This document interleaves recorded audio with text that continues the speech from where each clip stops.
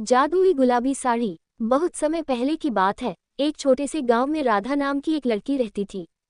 राधा की सादगी और खूबसूरती पूरे गांव में प्रसिद्ध थी।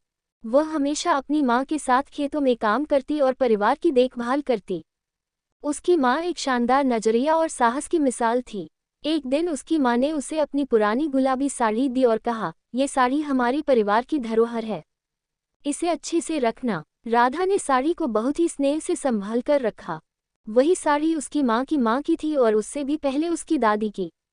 लेकिन राधा को इस बात का बिल्कुल भी अंदाजा नहीं था कि यह साड़ी केवल एक साधारण साड़ी नहीं थी, बल्कि जादुई थी। एक रात जब राधा सो रही थी, उसे एक अजीब सपना आया।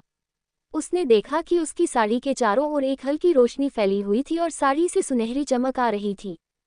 अचानक एक परी उसकी साड़ी से प्रकट हुई और बोली, "राधा, ये साड़ी जादुई है। इसका प्रयोग तुम्हारे जीवन में खुशियां और समृद्धि लाने के लिए कर सकती हो।" सुबह उठते ही राधा ने अपनी मां से इस सपने के बारे में बताया, लेकिन उसकी मां ने इसे सिर्फ एक सपना मानते हुए कहा, "राधा, ये सिर्फ तुम्हारी कल्पना हो सकती है। परंतु अगर तुम्हें विश्वास है, तो इस साड़ी को पहनने में कोई हर्ज नहीं है।" राधा ने उस साड़ी को पहन लिया और उसके बाद जो हुआ वह वाकई में आश्चर्यचकित करने वाला था। जब वह खेत में काम करने गई, तो वह हर पौधे को छूने से तुरंत फल और फूल से भर गया। उसका पूरा खेत हरा भरा और सुंदर हो गया। गांव के लोग ये चमत्कार देखकर अचंभित हो गए और राधा की खूब तारीफ करने लगे। कुछ समय बाद गांव में सूखा पड़ा। सारी फसलें बर्बाद हो गईं और लोग बहुत परेशान हो गए। गांव के बुजुर्ग राधा के पास आए और उसे कहा, "राधा, तुम्हारी साड़ी में जादुई ताकत है।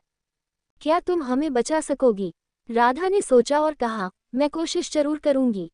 राधा ने अपनी साड़ी पहनकर खेतों में जाए सारी जमीन पर हाथ फेरा। अचानक आकाश में बादल छा गए और बारिश शुरू हो गई। पूरे गांव में खुशी की लहर दौड़ गई। सभी ने राधा को धन्यवाद दिया और उसकी साड़ी की खूब तारीफ की। गांव के राजा को भी इस चमत्कार के बारे में पता चला। राजा ने राधा को अपने दरबार में बुलाया और सम्मानित किया। राजा ने राधा से कहा, "तुम्हारी इस साड़ी ने हमारी प्रजा की जीवन को खुशहाल बना दिया है। तुम सच में एक महान आत्मा हो।" राधा ने उस साड़ी का केवल लोगों की भलाई के लिए इस्तेमाल किया।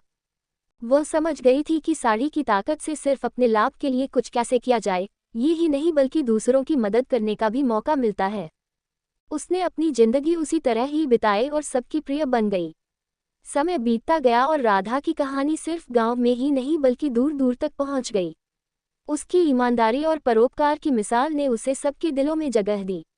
उसकी साड़ी की जादुई कहानी सुनकर लोग उससे प्रेरणा लेते और सीखते। राधा ने अपनी साड़ी को अपनी अगली पीढ़ी को सौंप दिया। उसने अपने बच्चों और उनके बच्चों को समझाया कि इस साड़ी का हमेशा अच्छे कामों में ही इस्तेमाल किया जाए। इस तरह उस जादुई गुलाबी साड़ी का पहलू आगे बढ़ता रहा और लोगों के जीवन को बदलता रहा।